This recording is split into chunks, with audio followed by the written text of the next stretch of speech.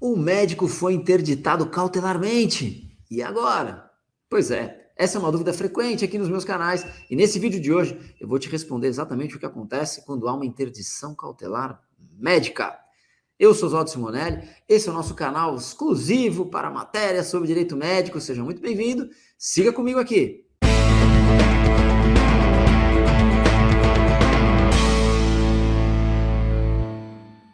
Nos últimos tempos, temos visto uma crescente aí no número de notícias a respeito de médicos que são interditados cautelarmente pelo Conselho Regional de Medicina. Mas o que significa isso, afinal de contas?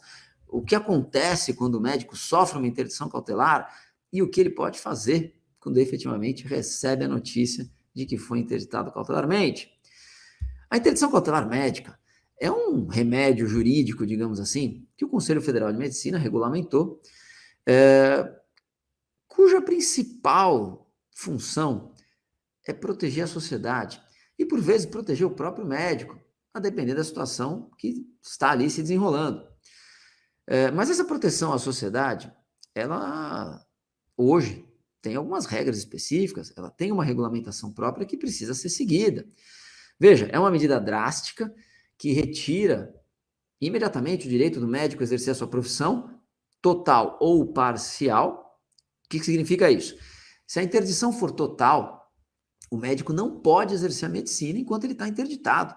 Ele fica impedido de exercer a sua profissão.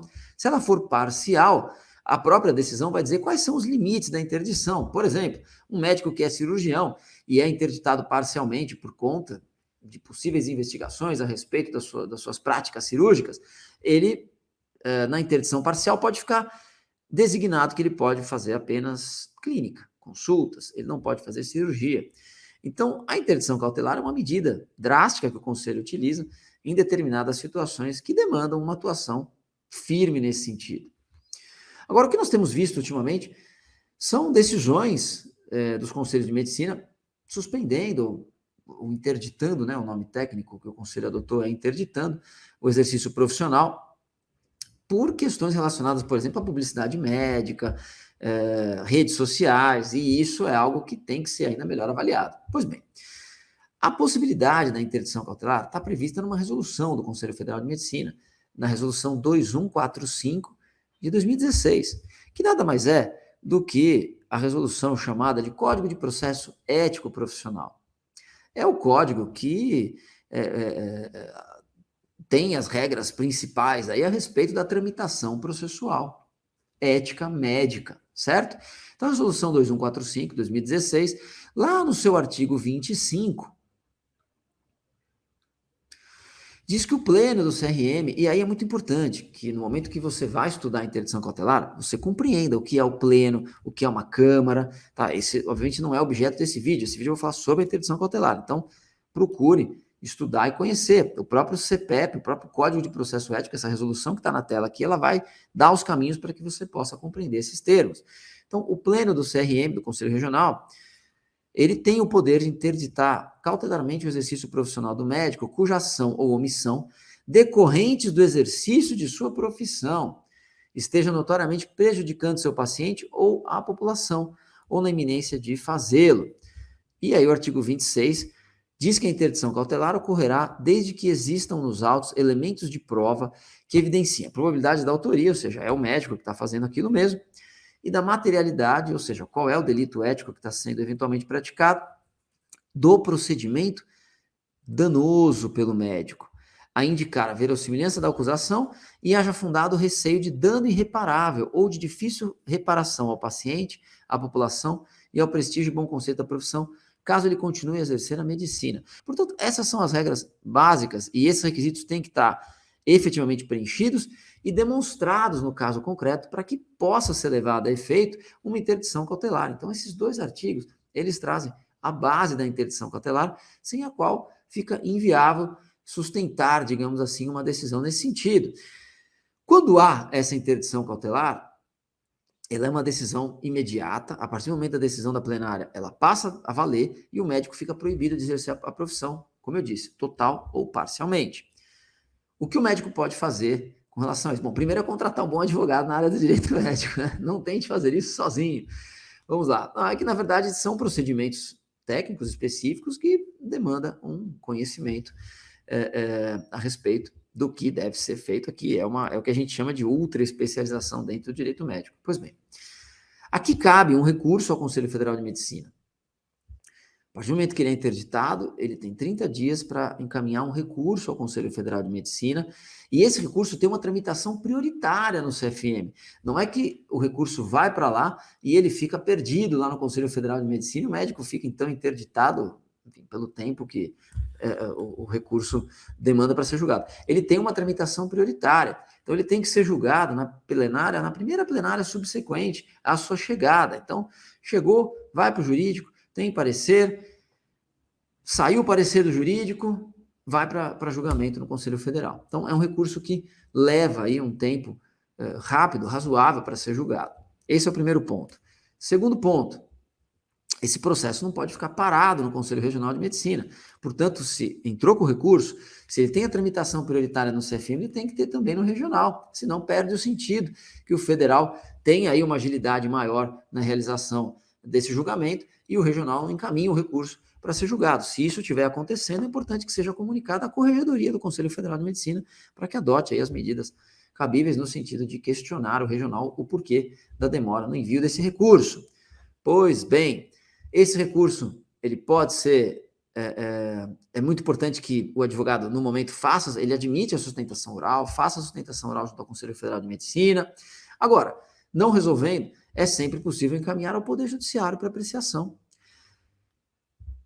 É cabível aqui, por exemplo, um mandado de segurança, vejam, é muito importante isso, o mandado de segurança é cabível não contra o mérito da decisão.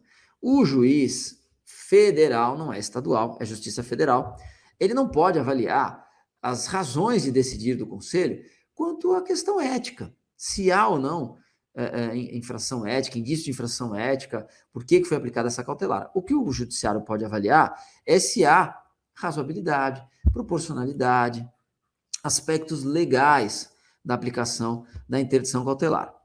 Pontos importantes. Interdição cautelar não é penalidade. O médico ainda vai ser julgado ao final. E aí vai ser aplicada eventualmente a pena, dentre aquelas 5 previstas na Lei 3268 de 1957. São as 5 leis, são as cinco penas possíveis, aplicáveis aí ao final do processo ético. Portanto, interdição cautelar não é penalidade. O médico não está sendo apenado naquele momento. Claro que na prática ela passa a sensação de pena porque ele fica impedido de exercer a profissão, mas ela não se confunde com penalidade, ela é uma medida cautelar, como o próprio nome diz, é uma medida cautelar.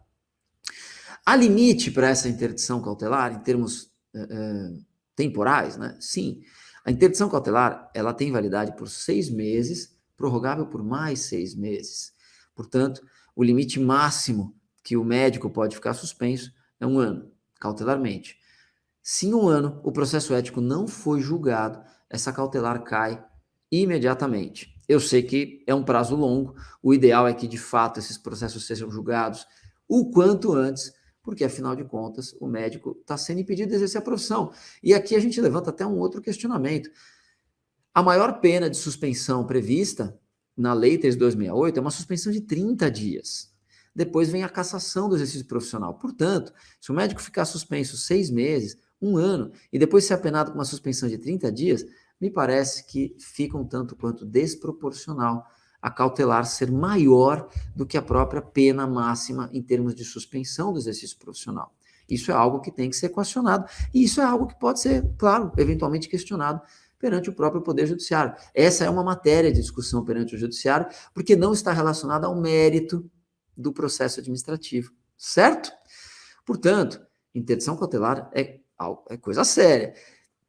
Ela impede o exercício profissional, ela é uma medida que entraria no que a gente chama da supremacia do interesse público sobre o interesse privado, quer dizer, preserva-se o interesse público em detrimento do exercício profissional de um indivíduo, do médico, mas ela deve ser utilizada com muita parcimônia, com muita cautela, e principalmente nesses casos relacionados à publicidade médica, a redes sociais, tem que ser avaliado com ainda mais cautela, com uma cautela maior, porque não se trata de ato médico direto, não se trata de um dano concreto ou efetivo à população. se trata de uma discussão a respeito dos limites da publicidade médica impostos aí pelo Conselho Federal de Medicina ao profissional. Tá certo? Então, essas são orientações básicas a respeito da interdição cautelar médica. A gente tem visto bastante aí nas mídias em geral, né, médicos sendo interditados cautelarmente, e é importante que você, como estudioso do direito médico, saiba exatamente o que isso significa, quais são os caminhos e os passos principais a respeito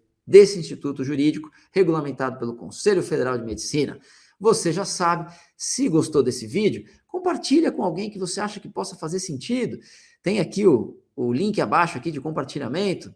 Se você gostou, deixa o seu like e se inscreva também no nosso canal. É muito importante que você esteja inscrito, porque sempre que tiver um vídeo novo, imediatamente o YouTube te avisa, tá certo? Muitíssimo obrigado pela sua companhia e vamos em frente!